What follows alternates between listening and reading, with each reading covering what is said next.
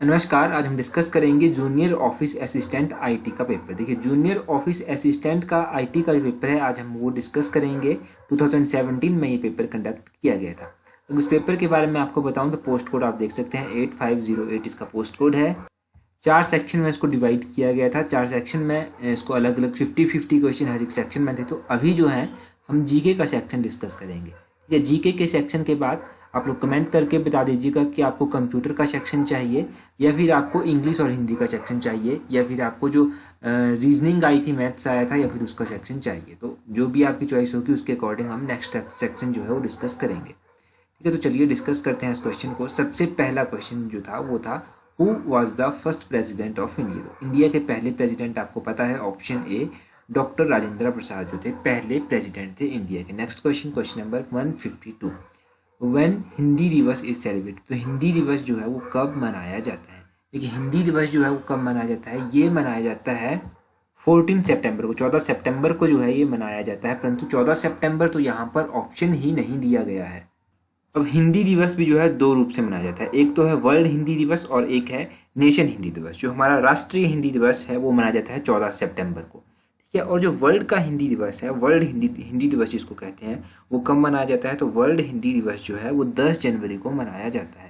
ठीक है, तो ये दोनों चीज़ें आपको याद रखनी है हिंदी दिवस के बारे में, वर्ल्ड हिंदी दिवस और जो अपना नेशन का हिंदी दिवस है। नेक्स्ट क्वेश्चन है the book discovery of India is written by. एक ये किताब है डिस्कवरी ऑफ इंडिया, ये लिखी गई थी पंडित जवाहरलाल नेहरू जी के द्वारा। ऑप्शन सी जो है इस क्वेश्चन का सही आंसर है। नेक्स्ट क्वेश्चन है 47th Dadasaheb Phalke award was given to. अभी हम बात करेंगे जो रिसेंटली दादा साहेब फाल्के अवार्ड दिया गया था। देखिए, अभी जो दादा साहेब फाल्के अवार्ड दिया गया था वो अमिताभ बच्चन को दिया गया था। ये 47th नहीं है, इसको आप कैंसिल कर दीजिएगा क्योंकि ये तो उस टाइम की बात की जा रही थी। उस टाइम मनोज कुमार को दिया गया था, परंतु अभी जो दिया गया है दादा साहेब फाल्के अवार्ड वो दिया गया है अमिताभ बच्चन को। यानी इनका नाम याद रखिए। Question number 155, who is the governor of reserve bank of India. तो रिजर्व बैंक ऑफ इंडिया के प्रेजेंट टाइम में गवर्नर कौन है उसकी बात करेंगे। तो प्रेजेंट टाइम में जो रिजर्व बैंक ऑफ इंडिया के गवर्नर है उनका नाम है शक्तिकांत दास। शक्तिकांत दास उनका नाम है, तो याद रखिएगा शक्तिकांत दास, एस के दास, इस तरह से याद रख सकते हैं आप, शक्तिकांत दास। इस तरह के क्वेश्चन अक्सर पूछे जाते हैं तो इनको अच्छा, एक और इम्पॉर्टेंट बात, अगर फर्स्ट टाइम चैनल को विजिट कर रहे हैं तो चैनल को सब्सक्राइब कर दीजिए और बेल आइकन को प्रेस कर दीजिए। साथ में ही नीचे डिस्क्रिप्शन में जो है वो टेलीग्राम चैनल का लिंक दिया गया है, तो टेलीग्राम चैनल पर आप हमें फॉलो कर सकते हैं।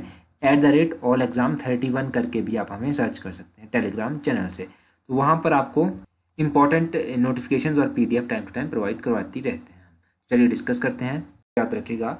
नेक्स्ट क्वेश्चन है who is the president of United State of America. तो यूएसए के जो प्रेसिडेंट हैं वो आपको पता है डोनाल्ड ट्रंप है। नेक्स्ट क्वेश्चन है demonetisation of Indian currency of ₹500 and 1000 was announced by prime minister Modi on. तो ये डीमोनेटाइजेशन कब हुई थी, ये हुई थी 8 नवंबर 2016 को। ऑप्शन ए जो है इस क्वेश्चन का सही आंसर है। 8 नवंबर 2016 को डीमोनेटाइजेशन जो थी वो हुई थी। नेक्स्ट क्वेश्चन है who is the chief minister of Uttar Pradesh state. तो उत्तर प्रदेश के चीफ मिनिस्टर योगी आदित्यनाथ हैं। इसका ऑप्शन सी जो है वो सही आंसर है। ये उस टाइम करंट अफेयर में क्वेश्चंस चले थे तभी ये यहाँ पर पूछे गए हैं। ठीक है, परंतु अभी कुछ और क्वेश्चंस भी करंट अफेयर के बजाय पूछे जा सकते हैं। नेक्स्ट क्वेश्चन है which is the official language of India. तो इंडिया की जो ऑफिशियल लैंग्वेज है वो कौन सी है। इंडिया की जो ऑफिशियल लैंग्वेज है वो है हिंदी। ऑप्शन बी जो है वो सही आंसर है। तो लैंग्वेज से रिलेटेड एक और क्वेश्चन यहाँ पर पूछा जा सकता है कि इंडियन कॉन्स्टिट्यूशन का कौन सा ऐसा शेड्यूल है जो इंडियन कॉन्स्टिट्यूशन का कौन सा शेड्यूल जो है वो लैंग्वेजेस से डील करता है। तो 8th schedule of Indian constitution याद रखिएगा, 8वां शेड्यूल जो है वो डील करता है लैंग्वेज, भाषाओं से डील करता है। और प्रेजेंट टाइम में जो है article 344 clause 1 and 351 Indian constitution का जो है, इसके तहत 22 लैंग्वेजेस को जो है वो 8th शेड्यूल के तहत जो है वो रिकॉग्नाइजेशन दी गई है।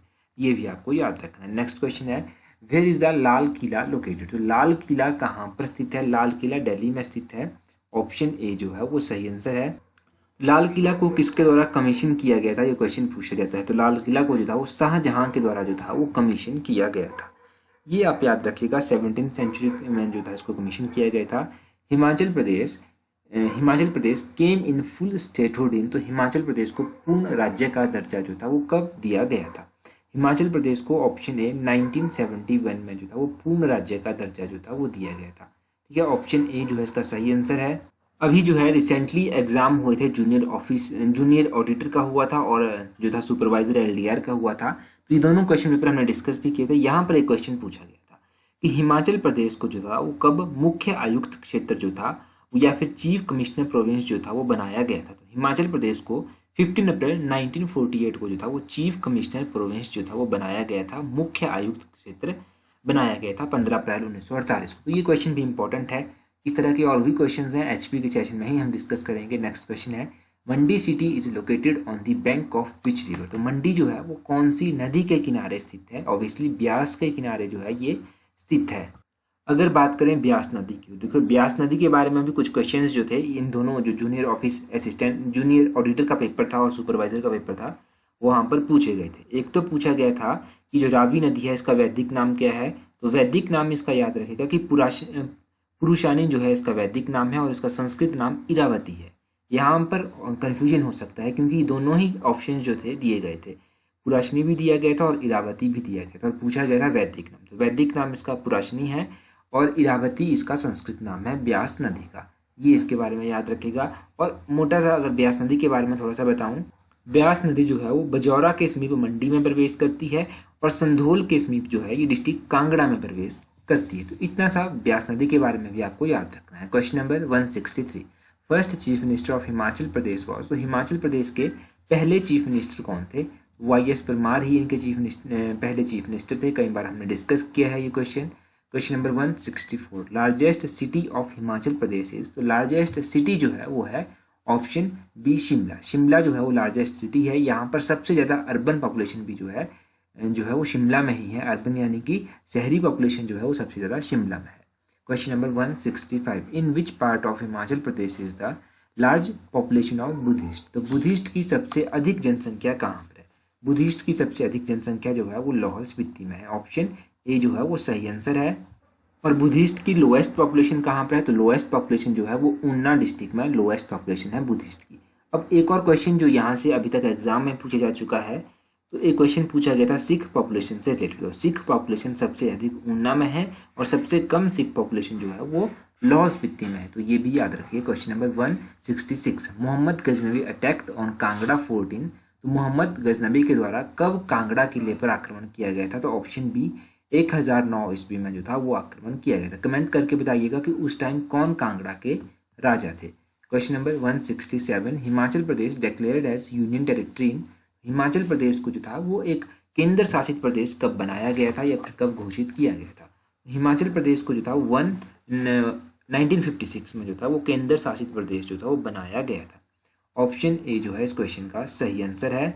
अभी एक हमीरपुर बोर्ड का काफ़ी टाइम पहले एक एग्जाम हुआ था तो उसमें क्वेश्चन पूछा गया था कि देखिए हिमाचल प्रदेश जो था वो कब से लेकर कब तक यूनियन टेरिटरी रहा था। तो हिमाचल प्रदेश 1956 से लेकर 1971 तक जो था वो केंद्र शासित प्रदेश रहा था। क्वेश्चन नंबर 168 है, सिमात्रा नेचुरल पार्क इज रिलेटेड इन। तो ये सिंबल द्वारा कुछ इस तरह से इसका नाम है। ये नेशनल पार्क या नेचुरल पार्क कहाँ पर है? नेशनल पार्क यहाँ पर होना चाहिए। ये नेशनल पार्क डिस्ट्रिक्ट सिरमौर में जो है वो स्थित है। अगर बात करें नेशनल पार्क की, तो ग्रेटर हिमालयन नेशनल पार्क के बारे में पूछ लिया जाता है। ये जो ग्रेटर हिमालयन नेशनल पार्क जो था ये 1984 में नेशनल पार्क जो था वो बना था। कब? 1984 में। ठीक है, 1984 में से राष्ट्रीय पार्क बनाया गया और इस पार्क को जो था वो 2014 में यूनेस्को की विरासत सूची में जो था वो शामिल किया गया था। और दूसरा है पिन घाटी नेशनल पार्क। ये जो पिन घाटी नेशनल पार्क है ये 1987 में जो था वो राष्ट्रीय पार्क बना था। ठीक है, तो ये आप याद रखिएगा यहाँ से। नेक्स्ट क्वेश्चन है, Naina Devi temple is was built by. तो नैना देवी टेम्पल जो था वो किसके द्वारा बनाया गया था? नैना देवी टेम्पल जो था वो राजा वीर चंद के द्वारा बनवाया गया था। Option A. अभी जो एग्जाम में क्वेश्चन पूछा गया था एग्जीक्यूटिव ऑफिसर के एग्जाम में, वो पूछा गया था कि बिलासपुर की जो एक प्लेस है सुनाहनी से बिलासपुर के लिए किसने शिफ्ट किया था? तो राजा दीप चंद ने जो था वो सुनाहनी से बिलासपुर के लिए शिफ्ट किया था। ये भी आप याद रखिएगा। Question number 170, who is the famous Hindi writer and scholar from Himachal Pradesh. तो हिमाचल प्रदेश से इनमें से कौन से ऐसे फेमस राइटर या फिर स्कॉलर हैं? देखिए इनमें से अगर आप बात करेंगे तो हिमाचल प्रदेश से कौन संबंध रखते हैं? इनमें से चंद्रधर शर्मा गुलेरी, ऑप्शन बी जो है वो संबंध रखते हैं हिमाचल से। ये इंपॉर्टेंट है क्वेश्चन नंबर 170 का। Question number 171, where is the head office of Himachal Pradesh public service commission. तो Himachal Pradesh public service commission का जो हेड ऑफिस है वो कहाँ पर था? Himachal Pradesh public service commission का जो हेड ऑफिस था वो शिमला में ही है, मतलब था नहीं है, अभी भी शिमला में ही है। पब्लिक सर्विस कमीशन की बात करें तो उसके पहले जो चेयरमैन थे वो कौन थे? तो Himachal Pradesh public service commission के जो पहले चेयरमैन थे वो थे जनरल KS कटोच, और इसकी स्थापना जो थी वो 1971 में हुई थी। इसमें जो है अभी तक जो महिला अध्यक्ष रह चुकी हैं, सबसे पहली जो थी वो थी कुमारी बिमला भगत, सबसे कम अवधि तक हिमाचल प्रदेश की अध्यक्ष भी रही हैं, तो इनका नाम याद रखिएगा, Kumari Bimla Bhagat. Next question 172, on which date Bhakra dam project is located on which river? कौन सी नदी पर जो है वो भाखड़ा डैम स्थित है? ये जो भाखड़ा डैम है ये सतलुज नदी के ऊपर बना हुआ है। ऑप्शन ए जो है वो बिल्कुल सही आंसर है।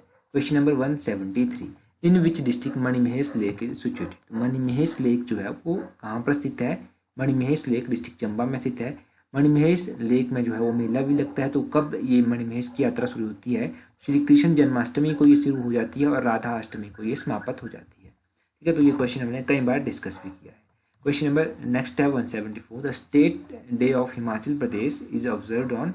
तो ये 15 अप्रैल को मनाया जाता है।